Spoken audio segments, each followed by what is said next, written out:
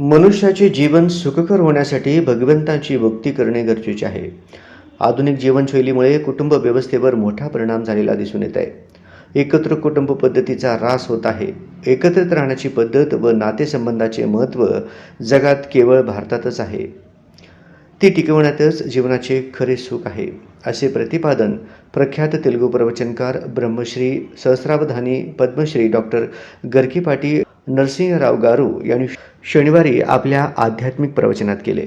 Federation of Telugu association of Maharashtra FTAM अंतर्गत गठीत सोलापूर समितीतर्फे सोलापुरात आयोजित आध्यात्मिक तेलुगू प्रवचनात ते बोलत होते.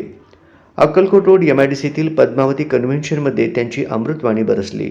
आपल्या अमृतवाणीतून त्यांनी महाकवी कालिदास यांचे श्लोक उलगडत धर्म, संस्कृती आणि जीवनशैलीवर प्रबोधन केले.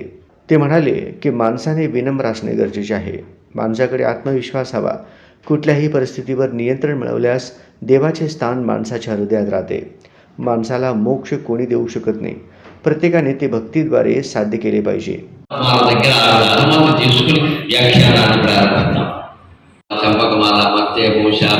ఏదైనా సరే 4 పాదాలు అంటే సంస్కృతం నుంచి వచ్చిన సంప్రదాయం. 4 పాదాల్లో ఆయన ఒకే ఒక అక్షరాన్ని 12 సార్లు ఆవృత్తి చేస్తాడు. 12 టైమ్స్ ఒకే ఒక అక్షరాన్ని 12 సార్లు. సరిగ్గా 4 పాదాలు కదా. प्रवचनापूर्वी डॉक्टर गरकीपाटी नरसिंहराव यांचा संयोजन समितीतर्फे फेटा, शाल, त्यांची प्रतिमा असलेले वॉल हँगिंग, पुष्पहार देऊन सत्कार करण्यात आला. यावेळी FTAM सेंट्रल टीमचे जगनबाबू गंजी, सोलापूर संयोजन समितीचे अध्यक्ष पेंटाप्पा गड्डम, उपाध्यक्ष मुरलीधर आरकाल, सहकोषाध्यक्ष श्रीधर म्याकल, सचिव भूपती कमटम, सहसचिव विजयकुमार उडता, कमिटी सदस्य गंगाधर देवसानी, सत्यनारायण अडगटला, अंबादास बिंगी, नागनाथ बोरा, मल्लिकार्जुन कमटम, प्रवीण कोटा, पुरुषोत्तम उडता, गणेश गुज्जा, डॉक्टर राजेंद्र गाजुल, योगेश म्याकल, अशोक दुस्सा उपस्थित होते. कवयित्री रेणुका बुधारम व नारायण येरवा यांनी सूत्रसंचालन केले.